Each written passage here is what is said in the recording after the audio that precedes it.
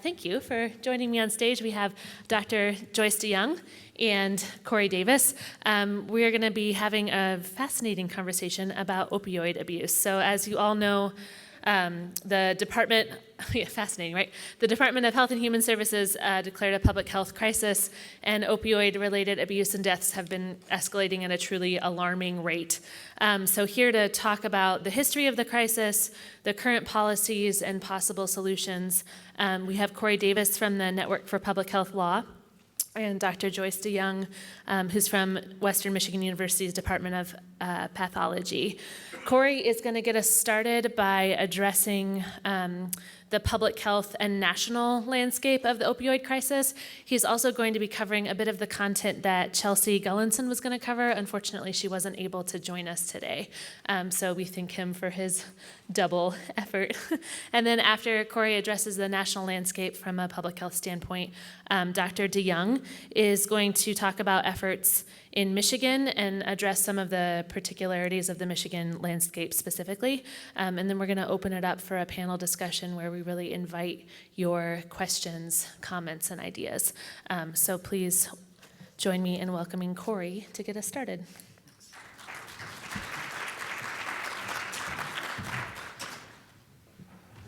All right, hi everybody.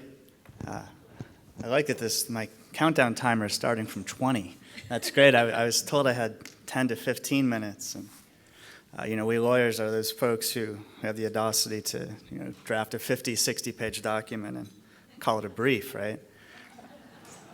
Anyway, so I'm going to be switch gears a little bit from the rest of the day. I was a real lawyer back in the day, but now I do policy work and advise mainly health officials at the state and local level, as well as practitioners working in public health, nonprofits, others who are trying to comply with existing law and regulation in the public health world, but also trying to envision what better regulation policy looks like. So that's where I come from. So I'm going to go through this stuff quickly. I mean, anyone who's watched the news, knows that we've got a serious problem with drug-related harm, mostly caused by opioids. So we had over 67,000 overdose deaths in the last year. The data are available, and everybody thinks that that's an undercount for a variety of reasons.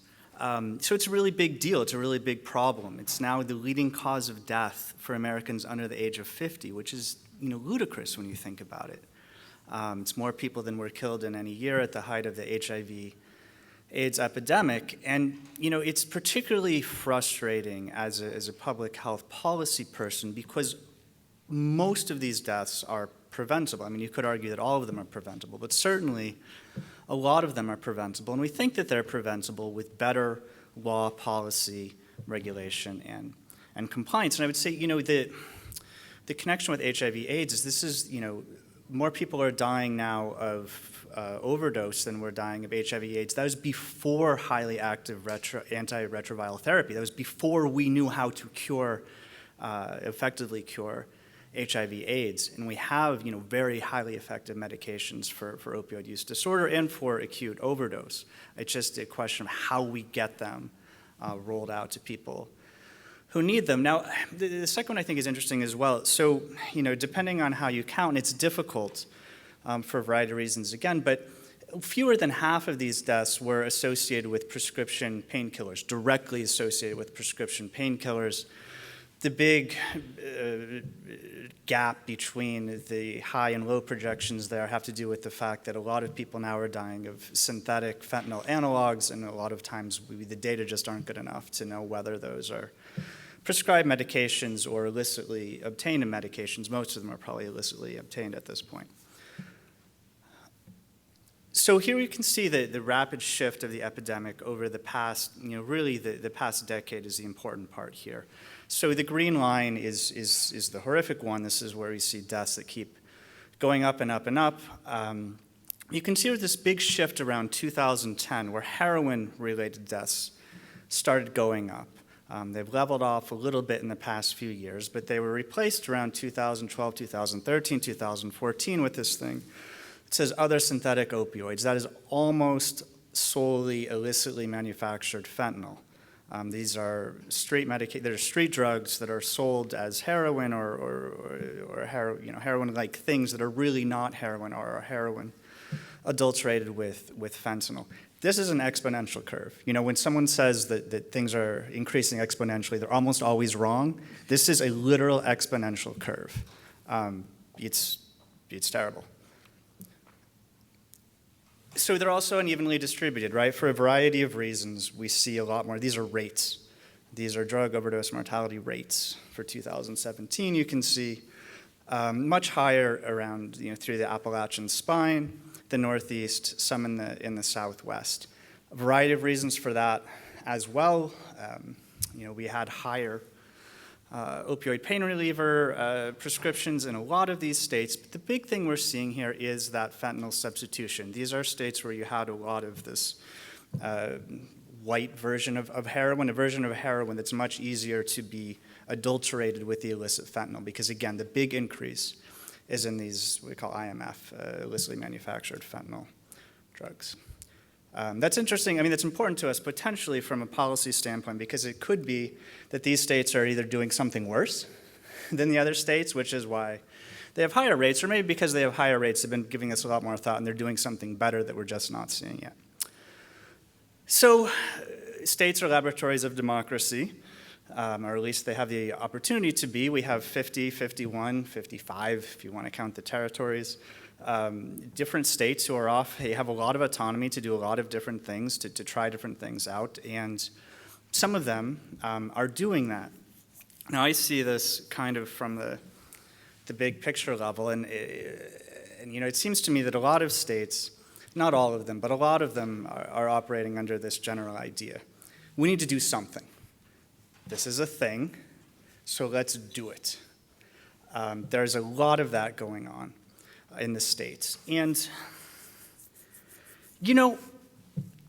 that's not necessarily a bad thing. This is a declared public health emergency. It's a crisis. In a crisis, you don't necessarily have the time to figure out what is the exact best thing to do and have a lot of meetings and blue ribbon commissions and so on. You might say, what tools do we have? Let's deploy them and see what happens. But we're also about 10, 15 years into an ongoing crisis, so it's kind of past time to try to think about what could we be doing better.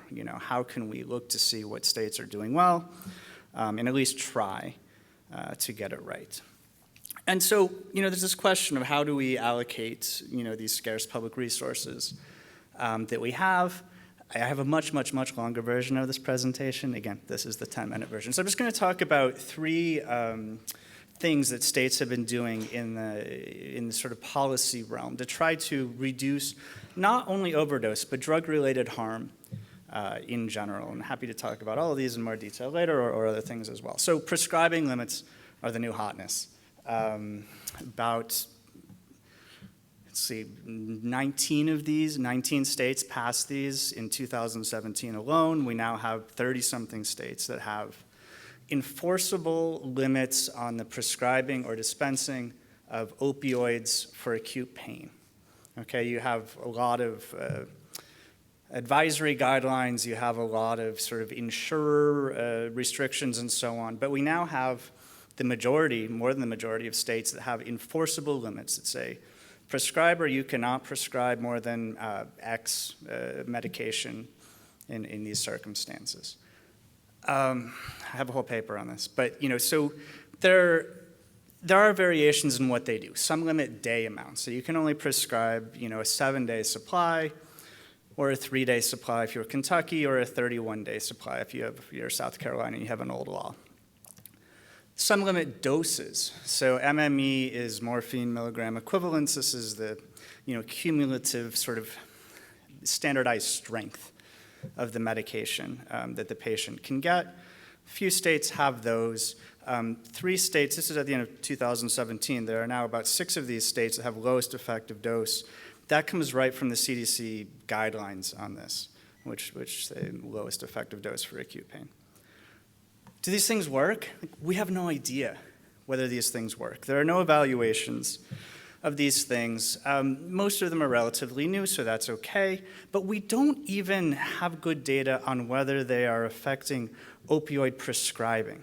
So opioid prescribing peaked in this country right around 2012, maybe 2011. It's been going down every year since. Now, we're not back to where we were 20 years ago, but we have seen this secular, pretty steep secular decline long before these things started being passed. So, it's not even clear whether these things are fighting the current battle or they're trying to fight a battle that was lost, half a decade ago. Other issues with these, they don't, in my mind, I'm not a physician, I'm dating a physician, but, so I have lots of talks about this stuff, right? It seems to me that the most important question is at that decision, I'm a PCP, for example, or maybe I'm a dentist, whatever I am. Do I or do I not prescribe an opioid to this patient? Is an opioid the most appropriate medication for this patient to receive at this time? To me, that's the important question. That's the most important question. And these laws don't address that at all. These laws only kick in. I've already decided to prescribe. I'm gonna write for the opioid. This just restricts, you're a physician, this restricts my professional decision making. I've been trained for a decade in how to be a doctor, and this legislator is going to tell me I can only write for 3 days, but they don't address that sort of slightly more upstream question. And of course, they don't take into account generally the specifics of the individual patient, and they have this, possibility. We all know, laws, sometimes are interpreted more broadly than the words on the paper. We were just talking about this with Part 2, whereas some providers are going to see these laws, not really understand them or not really want to understand them, just like, I'm not writing opioids anymore. I'm just not doing it. And that can lead to, you've got chronic pain patients who are now, without a physician. Some of those folks are going to move to the illicit market, and we see pretty good evidence that this is actually happening. The second one I want to talk about is PDMPs, not really necessarily about the data issues, more about the policy issues. I've always been confused about PDMPs. What are they for? And we actually, 7 or 8 years ago, I actually got a bunch of money and read through and cataloged every single state PDMP law and then went back in time. It was like hundreds of man hours. And at the end of the day, I still had this question. Why do we think that these things are going to work? Because when you look at them, they really grew out, I can talk about this forever, but they kind of grew out these triplicate prescription programs that New York had and Texas had and some other places had. So the idea was, we'll take this model and we'll digitize it. But it seems to me that the logic model behind this is, well, these providers, who are really smart people, who theoretically have, good incentives, good intentions, are massively overprescribing opioids. So if we could just give them one more piece of data, they'd stop doing that. Well, there's no evidence that happens, right? They still don't have, you're not educating them, you're not doing anything to really change their behavior. The other concern I have about PDMPs is that because they kind of started out as these regulatory law enforcement initiatives, public health was never at the table when these laws were being drafted, and largely isn't at the table now. So, you see there's 39 or 38 states where there's a relatively easy way for the PDMP data to go to law enforcement. A lot of states, by law, it's actually shipped over to the Attorney General's office or to some law enforcement agencies. In 0 states are those data shipped to the state health department, right? So the PDMP says we have a person who's a doctor shopper, which really means we have a person who is highly likely to have a substance use disorder, right? The majority of people, that's what that means. We could send those data to the health department, and give them some money. Hey, send a public health nurse out to them, send a peer support person out to their house, knock on the door, inform them of the resources that are available. No states have done that, but a bunch of states will send that to, in some states it's actually local law enforcement, some states it's state law enforcement, so that we can go and arrest that person. Well, that's not a public health intervention. There's no evidence that that's going to make anything better, and it's probably going to make things worse. So this is the most recent best review of PDMPs asking that question of do they work or do they not work? And we have Shruggy Guy. We don't know. There's actually not good evidence either way. There are some studies that say they do seem to reduce overdose deaths. There's some studies that say they don't. We don't know. We should stop putting so much money and effort into attention into an intervention that as far as we can tell, like probably doesn't work, and if it does work, probably not that well. The last one I want to talk about is syringe access. To me, this is, a total no-brainer. You sometimes hear that injection drug use is a risk factor for HIV or for bloodborne disease transmission. Like, that's not true. Like, that's totally false. Lack of access to new syringes is a risk factor for HIV and bloodborne disease transmission. We know that if people have access to clean syringes, they will almost always use them. People want to use new syringes for a variety of reasons. But giving people syringes when you know they're going to use them to inject drugs is actually illegal in most of the country. In states that have changed that rule, typically it's to permit these sort of heavily regulated syringe access programs, which don't really get us to where we need to be. I can talk about that more. So I think we should just get rid of, we should take syringes out of the paraphernalia law. I actually think we should just get rid of the paraphernalia laws altogether. They don't really do anything for public safety. They're net negative for public health. When you ask cops about them, they will generally tell you the same. We should also consider supervised consumption spaces or supervised injection facilities, which is a place where people can come and inject drugs under the supervision of medical professionals. Nobody's ever died in one of those things. People overdose in them, but if people are going to overdose, where do you want them overdosing? You want them overdosing where the medical professionals are there who can help them. I also think that we don't talk nearly enough about the structural determinants. It's complicated, it's upstream, it's expensive. But depending on the drug and depending on the study, about 30 to 70% of a person's risk of developing, a lot older studies call it addiction, but substance use disorder, is genetic. That's a lot, but it also means that 30 to 70% is environmental. That means that we could theoretically reduce people's propensity to develop substance use disorders by half-ish, just by changing the structural environment. So all of the things that sort of public health and health people do are overdose prevention. They're preventing people from developing substance use disorder in the first place. So there's lots of things that are kind of good ideas on their own merit that are also just good ideas, in the overdose prevention realm as well. What does it all mean? This is Alice. You guys remember Alice in Wonderland, but Alice asked the Cheshire Cat, which road she should take, which way I should go. And the cat says, well, where do you want to get to? And she says, well, I don't know. And he says, well, it doesn't matter as long as you go somewhere, you're bound to get there eventually. And it seems to me that a lot of sort of state policy in this realm really fails to start out from that question of where do we want to get?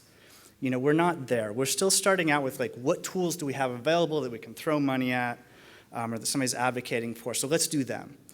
And we need to move past that. We need to get to this part where we're saying okay, where do we want to be? And then work backwards and say, okay, how do we get there? It's a constant frustration for me.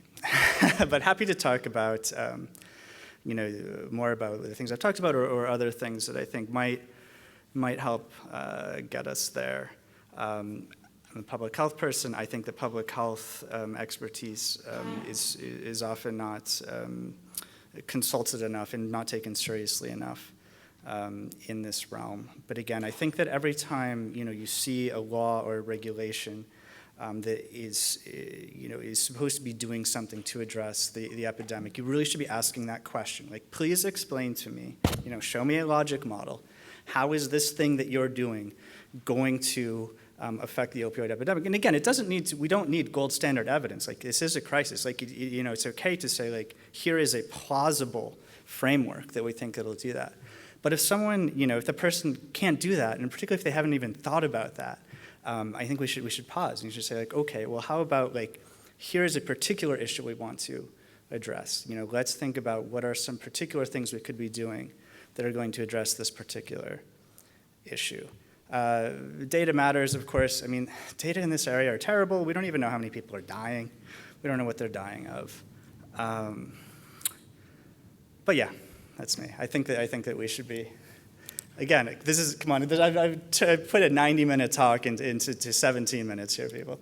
But anyway, I think that that's my takeaway, that we really need to be thinking about this from a standpoint of how do we, at the acute level, how do we keep people from dying today? And at the policy level, how do we keep people in 2 years, 5 years, 10 years from developing substance use disorder that puts them at increased risk of dying in the future? Yeah, thank you.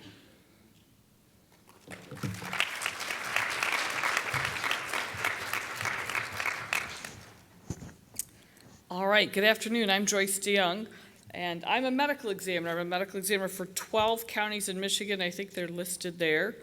And so I'm going to talk a little bit about kind of my experience in this realm and what life is like in the trenches, but also some of the things that we need, information that we've needed, and how we're getting that, and how do we do this. So let's move. I think that was in the last presentation, right? So it's very popular. Yes, right.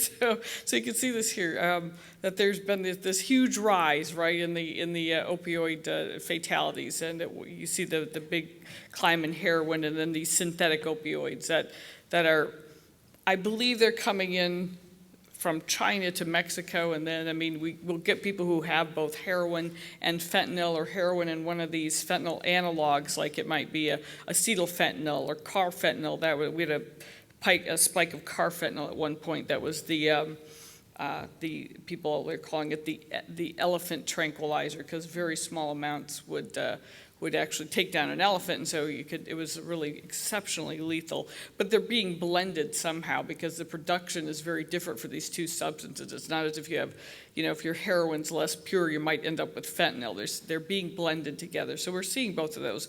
But there is this huge rise. But kind of what's happening locally, I just took 3 of my counties where I had data back from 2011, because some of the counties have picked up since then.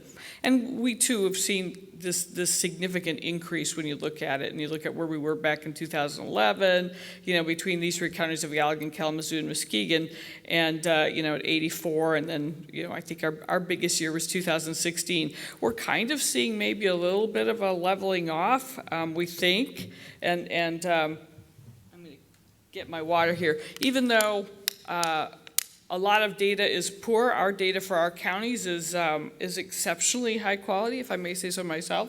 So, but we don't have that for the entire state, and that's really a problem. We have 83 counties. Every county needs a medical examiner. I'm the medical examiner for 12, but every county kind of does it a little bit differently. We do it the same for all 12, but if you go around other places too, some of it's going to be, there's going to be some variability, and there are still even some very large counties in Michigan where they don't write down on the death certificate what the cause of, what drugs were involved. The standard is that you include the drug. So if it's heroin and cocaine, you would write, combined toxic effects of heroin and cocaine, or just say heroin and cocaine or something like that as a cause of death. But oftentimes they'll just say, drug overdose, which doesn't give a lot of great information for anyone. So we have seen this significant increase as well. What's been mentioned before as well is that most of the opioids and in nearly all of our deaths they're illicit. So we're not seeing a lot of prescription opioid.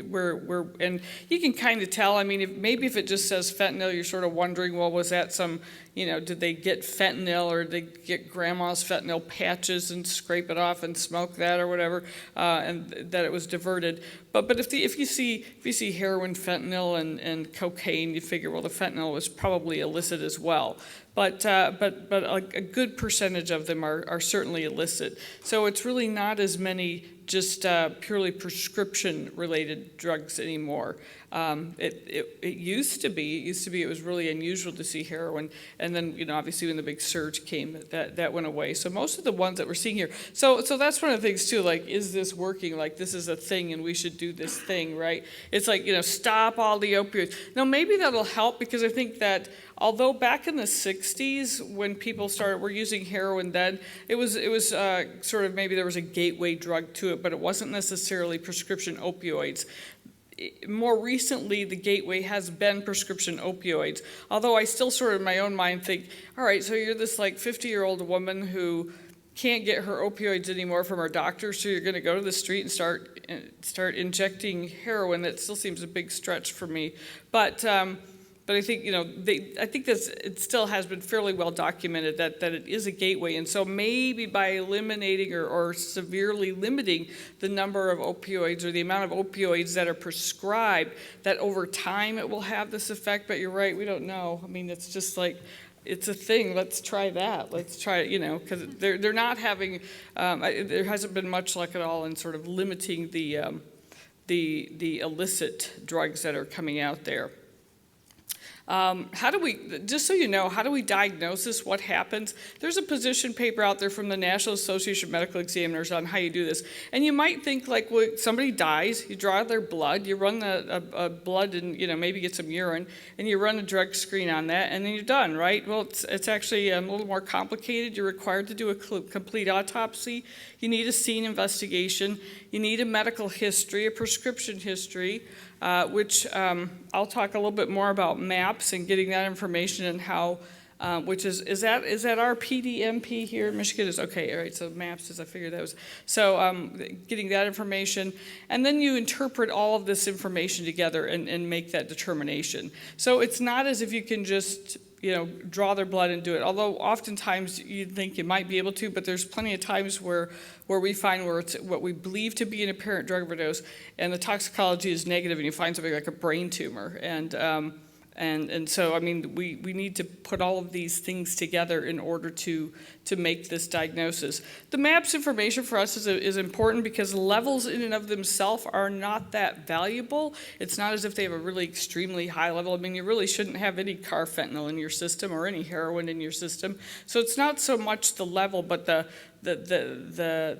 presence of the substance there, combined with some of the other autopsy findings. Typically they have heavy lungs and full bladders, as well as what was the scene like, was there drug paraphernalia present, and then, but also let's say it is a prescription drug overdose and they have competing natural diseases, all right? So they have, maybe they have some coronary artery narrowing and some other things that you think, well, that maybe, how do I know this isn't it? Looking at the MAP search and seeing like, oh look, they've had, they were on an opioid, they got their prescription filled however many days, it was like clockwork. There was no evidence that they were shopping around and getting it from multiple locations. So you interpret all of that information as well in order to come up with the right answer, what we hope to be. So one of the other challenges with this is that there's a huge shortage of forensic pathologists, okay? There's that there's people are quitting as the overdose deaths pile up. Some people quit the morgue, and in fact, that guy there who's quitting, I mean, that his picture's not on there, but he left to join the. He went to seminary. He's like, I'm going to try and help people that way instead. He was from the East Coast, and I know him, but there's really this huge shortage, and as Hennepin County Medical Examiner said, that the bottom's about to fall out of our death investigation system in America, and that's really because of the opioid crisis. We already have a shortage without the opioid crisis, and you add the opioid crisis on, and all of these additional autopsies, and it's an incredible strain. If there's wood, I'll knock on it somewhere. But currently at the med school at Western, we have 6 forensic pathologists. There's only 500 forensic pathologists practicing in the country, and so we have more than 1% of them.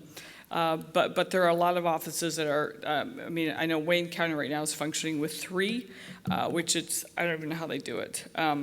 But they are, they have more people coming in July. But it's this horrible crisis. So on top of that, just to give you a little perspective, I was on for the Memorial Day weekend, and I had over those 3 days, I had 15 autopsies. 6 of them were drug overdoses. So, really kind of just it makes it a lot busier, right?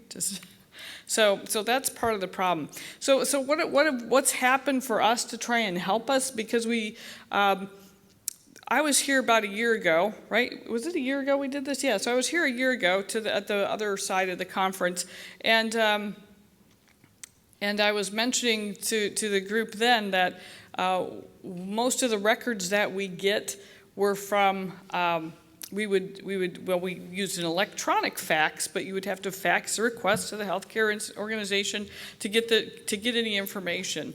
And they would fax them back through this, and then we'd have this PDF file that gets uploaded into our system. But it was really pretty challenging. And then the other thing that we were using that seemed to work at the time to be pretty good was maps. Because I had a DEA license, I've always had when I used to actually take care of living people. So I've always maintained it. So I would go in and get this maps, do a map search to gather that information. And it was because of my presence at this meeting that my things changed on both sides of that. So number one was MiHIN, and I'm just going to give a shout out to Tim Pletcher there, who came up to me when I was talking about how difficult it is for medical examiners to get records, and he said, I bet we could do better. I bet we could help you with that, because we have this MiHIN thing, which, of course, I'm at the MiHIN conference. I have no idea what MiHIN is, but I'm like, yeah, I'll talk. Right? But so since then, in the past year, we've made a modification. The lawyers got involved. So for the lawyers in the crowd got involved, and I made sure everything was legal and legitimate. That we had a right to this information, which there's a lot.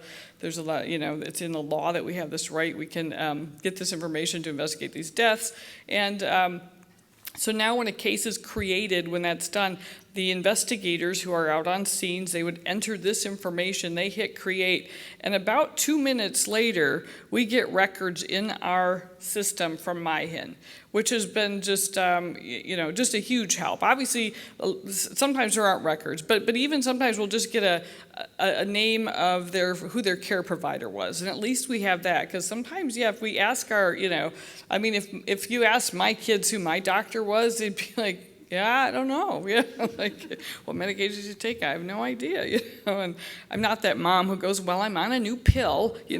But anyway, all right, so they don't know, and we don't know, and we're trying to get this information. We're asking families, and they don't. A lot of times they don't know. So this has just been huge. It has markedly decreased our use of requiring to get records faxed. So it really is useful, and even with some of our drug overdoses. You'll see, and I think it's from the last, is it somebody last 90 or last 100 days, something like that is the information that populates. So that has been just this huge benefit to our office to have that, and hopefully that can improve as well.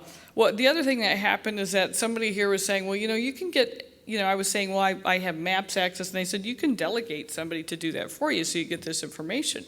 So I was going through the process to trying to get a delegate, and then the MAPS people said, wait, you're the medical examiner? I said, yeah. And they said, well, you can't have that. You're not allowed, and you can't have anybody do it for you. And in fact, what would happen typically is that I would put the information in, and immediately I would get the report back that I could use that information. And they said, no, you can't do that anymore. At first they said I was the police, and I said, no, I'm not the police.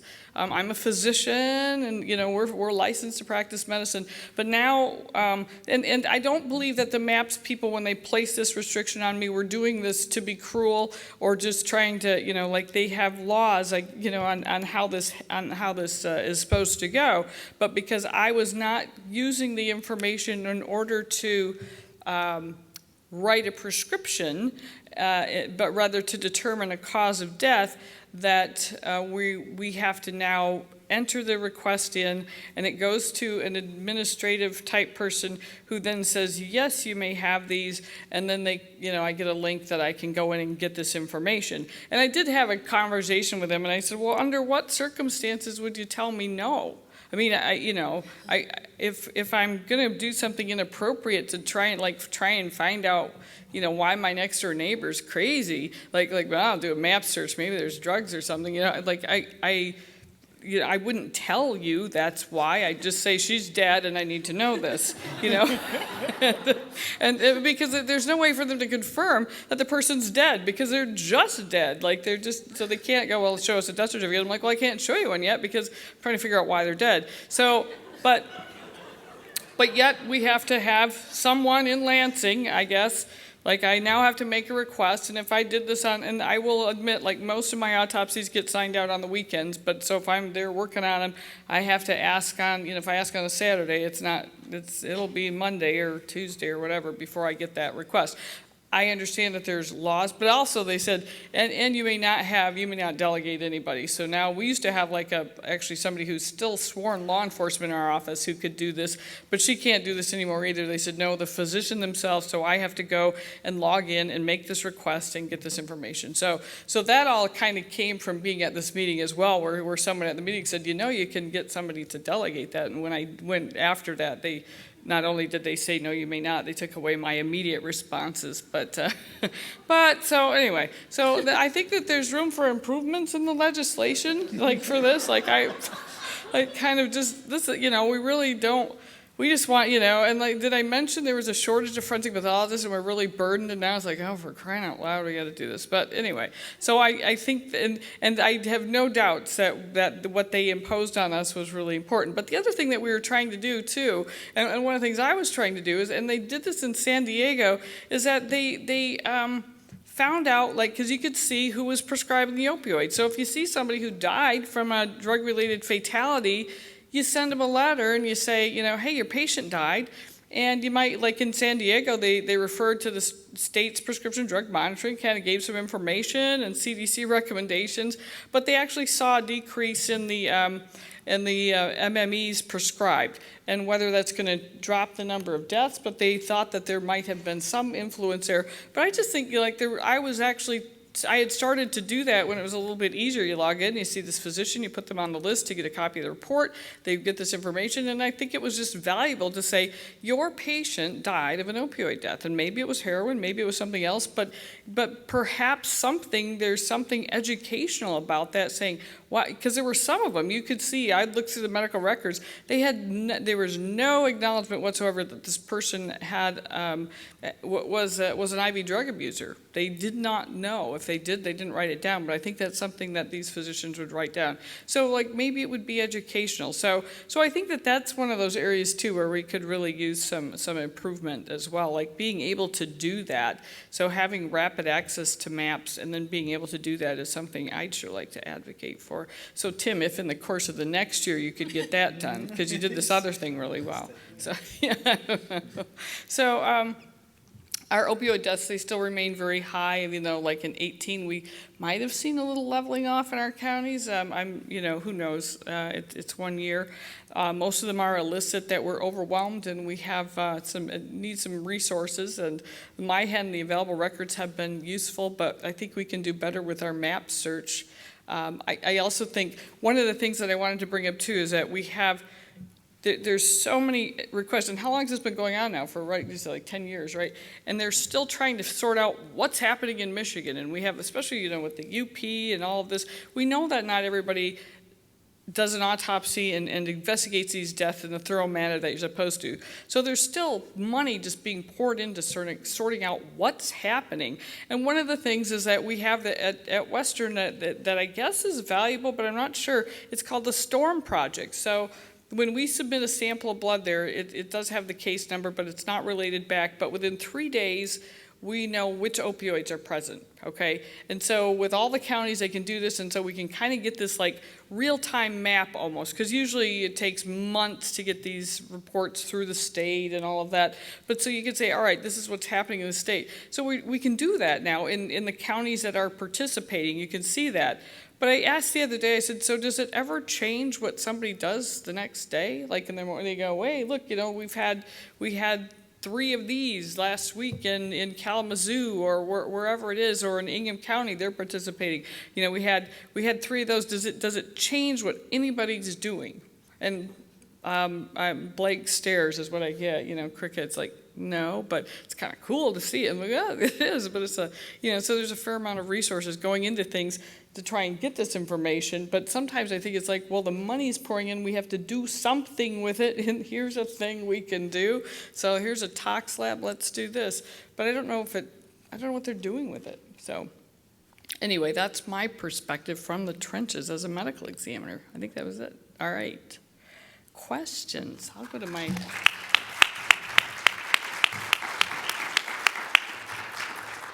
So I'd like to open it up to you guys just right away. And just so you know, we've got 2 folks on the side with microphones, and if you raise your hand high, they'll come to you so that you can ask your questions. Questions for our panel?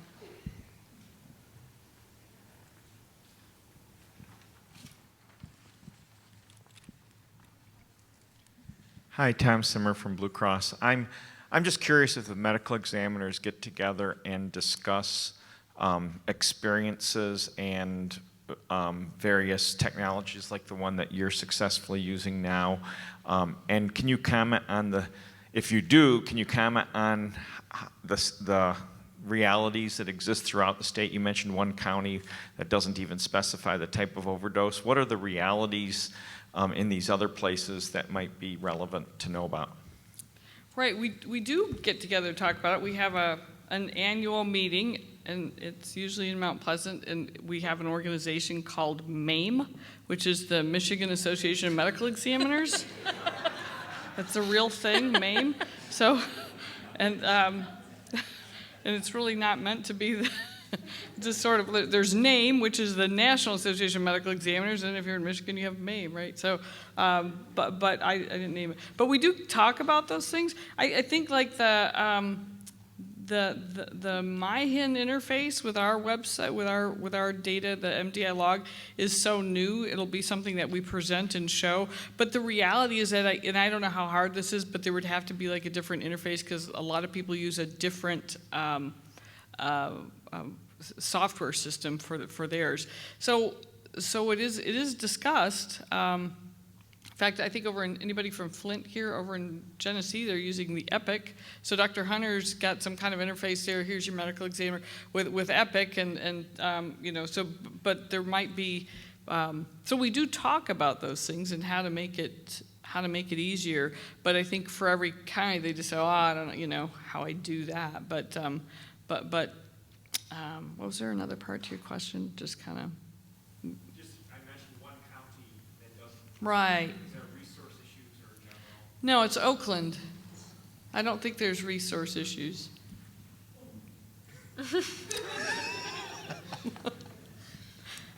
Stubborn. Go ahead. I'm going to move to another question, which I've almost forgotten now with that comment. One of the there's a new individual, I forgot his name, who's just joined for public health vital statistics. So I want to link the 2 conversations of a public health response. But he's responsible for our death use case and really trying to get that back on track to automate. And I was really intrigued about this idea of reaching back to the provider community with a notice of patient death and to some of the other relevant folks in that. And in terms of, we do have a death use case, and we do have a new head of vital statistics. And so I think automating that process for you, where your letter comes back as part of the death notice, Right. could be a really interesting thing to explore. Yeah. There's also a new head of LARA, who is responsible for MAPS. So we'll take another run at that. Okay. In the past, LARA has not worked great with our organization, but there's a new leadership there, so we'll try and follow up Yeah. on this year's request. Well, and I think we're not trying to do anything nefarious or, like we're just would like that information, and so, yeah, we'll give it another shot. I think when they were looking at it, the way that the laws were written actually did prevent this, I mean, they were just following it, but maybe there's a different way to interpret that particular law, so. Corey, are you aware of anything from a public health standpoint of if something happens, if providers are made aware? No, not really. I mean, I think that's really interesting. I mean, so this article you reference, it's actually by a guy called Doctor, who's not a doctor, he's a PhD. But, I know him tangentially, and I kind of asked him, are you planning to do a follow-up on this to see if the deaths actually went down? He said, no, we weren't funded to do that. We were just funded to see if the MMEs went down. And I said, I made the shruggy face. No, I mean, there are a number of PDMPs who do send what they call exception reports, which are kind of, they have this criteria, a patient who's seeing 5 prescribers and 3 pharmacists or whatever, it varies by state. And a report of that will go to somebody. Sometimes it goes to the prescriber, sometimes those go to law enforcement, sometimes they go to the regulatory boards. But then it's kind of a black box. Then there's really no, as far as I'm aware, there are no actual regulations as to what then happens. It's up to the regulatory board or it's up to the provider as to what, if anything, they want to do with that. And it's an evidence-free zone, unfortunately. Go ahead, and then we'll move up here. Okay, so as a fellow public health attorney, one of the things that I always seem to struggle with is, in the policy area, figuring out when to move forward with something. Like you're talking about, you don't need gold standard evidence, but and you mentioned logic models and just being able to say, well, maybe A leads to B leads to C, but sometimes even that might not be clear, and so you're trying to figure out action, or you're trying to advise people on taking action when the evidence isn't there. And so I just thought maybe you could speak a little more to that, as to how you navigate that. Put you on the spot, Corey. Yeah, well, it's tough, right? I mean, I would say one thing we might want to do is scale up things that we know work. I mean, my table mate actually asked me, what, if you could do one thing, what would it be, or something like that? And I wasn't expecting the question, but the thing that initially came to mind, or immediately came to mind, was make the medication naloxone available over the counter, right? We know, again, it's not going to solve all the problems. It's not a magic bullet, but we know there's medication called naloxone, brand name Narcan, that reverses opioid-induced respiratory depression. If someone is having an acute overdose related to opioids, most of the time it's going to bring them back. But we know that medication isn't at the scene of every overdose, because we have tens of thousands of people dying from witnessed opioid overdoses. We know that the CDC has this surveillance system called ESOS, and they put out a report from 11 states. They said somewhere around half of all opioid overdoses were recorded as being witnessed.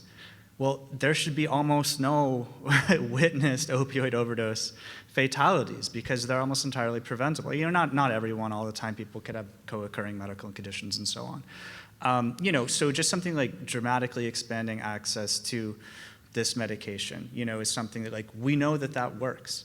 It's a discrete, simple thing, and there is a regulatory barrier. I mean, there are regulatory barriers. You could say, well, if we make it over the counter, then insurance, might not cover it. Well, in this universe, we're assuming we have a Congress, it'd have to be, federal level, who is moving it over the counter, so they can also mandate coverage of it. They know how to do that. We did that with the ACA. It's a solvable problem. Again, it's not going to solve the overdose crisis, but it's a solvable problem. And I'd say, syringe access is probably in there as well. People are making strong arguments for, dramatically, easing or even removing the special barriers that apply to prescription of opioid agonist therapy with methadone and buprenorphine, or at least buprenorphine, where it's more difficult to prescribe buprenorphine than it is to prescribe almost any other controlled substance. So, I say, what I'm saying is, we start with the things where we have a really good evidence base, right? And then we can kind of work up from there. And, we want to measure things. Most laws, most regulations are never actually measured. We never systematically measure them to see if they're working. So we should do the things, but then we should actually see if it's working or not, and make changes based on that. So that would be my sort of practical advice, is to start with the, kind of simple, easy things. And then, we'll also making the case for, kind of ended with the social determinants, right? If we could, I think we could get a lot with, helping people be better parents. And a lot goes into that. But we can be working on that while we're also saying, no one should be dying from a witnessed opioid overdose. And we know how to solve that problem. So as a follow-up to that, Corey, why do you think there appears to me to be quite a bit of resistance to some of the things that we know work, like making Narcan easily available and over the counter, or making syringe exchanges easily accessible? Why is there so much resistance to things that we know work, and so much support for things that we're not sure? Yeah, I mean, it's a good question. I mean, inertia is a powerful force. stigma is a powerful force. There's like turf protection, both on the regulatory side and on the medical professional side.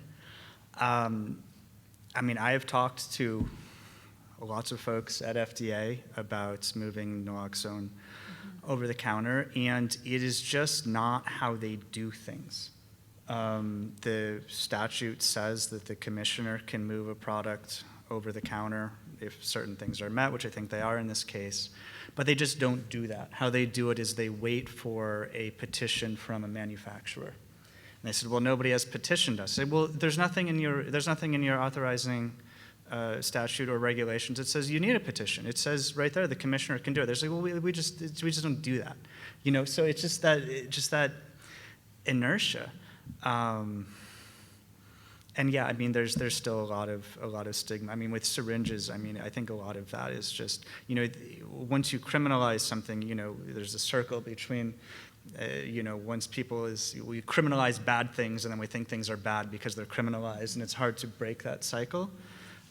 So I think that's a big part of that. And with the other things, I mean, it's just like once you set one rule or one way of doing things in motion, it's really hard to turn that ship around. I don't know. It's a combination of all those things. And there's insurer issues. There's all kinds of things. I think another piece, I'm just going to add to that too, is that when you talk of law enforcement, they're in our facility fairly regularly. They tell us we are not going to arrest our way out of this. We are not going to arrest and prosecute our way out of this crisis. That's not where it is. And that it's got to be more of a public health response. And these are they're the guys out there who are that are seeing this. But it's also, I think if you go to their leadership and if they say, yeah, you're right, it's public health, and you say, all right, well, now I need half your budget and we're going to move it to public health, that's like, well, now let's not, it's a different discussion then. But really they just say, you can't arrest and prosecute our way out of this. And I think some of the other countries that have had some success, the Portugals that have decriminalized this and made it all public health have had better success at dealing with it. So, I think we had a question over here. Hi, Melanie Taylor from MiHIN. Because we just had this big long panel prior to yours about Part 2 and the regulations that are on the share of SUD information, I was wondering how that affects you guys in your jobs, because you both exist outside these Part 2 facilities. So you work in public health law, research, and then also you work as a physician, but you've said that these state entities have kind of added an asterisk at the end of that for whatever reason. So I wanted to know how it may affect you in your unconventional roles interacting with Part 2. Right. I just think, we just don't get those records. We can make the request. I think that we haven't been provided those records. Sometimes it's enough for us to know that they were, in a rehab or in a program like that. The families will provide enough information. So I haven't really, actually that was all news to me, the whole Part 2 thing, and, we just know it's difficult to get. Yeah, same. I mean, I would say it doesn't come up that much. I mean, where I hear about it really is sort of the internecine fighting about whether 42 CFR Part 2 is indispensable or whether it's, a ludicrous barrier to people doing the right thing. Yeah, I mean, there are some perverse things with HIPAA, for example. One of the other hot things that, I don't mean that necessarily in a pejorative sense, but that some communities are doing are these sort of overdose response teams. So where there is a non-fatal overdose, there is someone or some group of people who will show up to that person's house relatively quickly in a day or two. And, there's kind of this silly, I think, thing where, you have to know who overdosed. You need to know at least their location. It helps to know their name and something about them.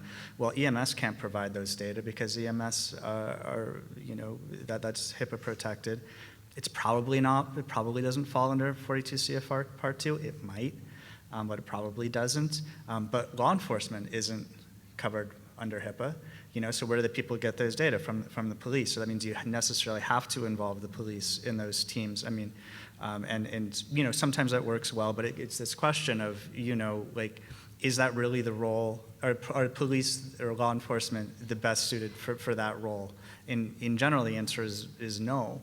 But that it's a data issue. It's much easier to get those data from the police because they have it and there are very few restrictions on them giving it up. Whereas the other group that knows is EMS and they can't give it up, at least not easily. So that's one off the top of my head example of how the rules show up in a way that doesn't really make much sense. I think we have time for one more question if somebody wants to close us out. Yeah, go ahead, please. It's Erin Mobley again. Related to the increase of opioid deaths of those individuals that were recently incarcerated or recently paroled and are now transitioning into the community, do you have any idea what percentage of individuals that you do an examination on were recently incarcerated? Do you think that that is information that would be helpful? I'm kind of looking for just an opinion. And then if so, what kind of interventions would you see coming from that information? So we typically will get that information, and sometimes it's just from families or someone else who says, well, that they just got out. And we do see a fairly significant number of deaths following that because they'll have been incarcerated, their tolerance drops down, they get back out, and they use sort of the same amount. They use sort of a higher amount, or even though there's really no, when you get your little lottery ticket rolled up with this powder in, it's not like, well, this is 100 milligrams of whatever. But so they don't really know. But still, they're used to being able to use it a little bit more, and so they'll do that sometimes, and so we'll see a higher incidence of that. But usually that information is available from the families, and it is valuable because it kind of adds to that investigation of the death, saying what that it makes you think more along the lines of it being drug related because they just got out and then we're using this. So does that help? Does that answer? Yeah. Yeah, just a quick policy shout out. There was Rhode Island, which is there's 9 people in Rhode Island, but they're doing some really great stuff. And one of the things that they've done is they have a unified jail prison system, and they've rolled out MAT for all people, all the individuals who are incarcerated in the jail prison system, and they put out it's like a research brief, I think in JEMA Internal Medicine last year, where they said just massive declines in post-release overdoses. It makes perfect sense, right? Like you've got lots of people in jail or prison who have opioid use disorder, and you can treat them there, get them on, connect them in the communities. ACLU has won 2 suits. They've got a couple of other suits pending for named individuals who are arguing that denial of continued MAT upon incarceration is an 8th Amendment and an ADA violation. And they're steamrolling those. Like they're really into those cases, and they're looking for classes. So I think that's coming. It's something that jails and prisons are going to, change it slow. But I think that's a really promising opportunity for intervention, and it's something that I think places are going to be forced to start reckoning with, if only because they don't want to get sued. Great. Thank you all for your wonderful questions. Thank you for presenting.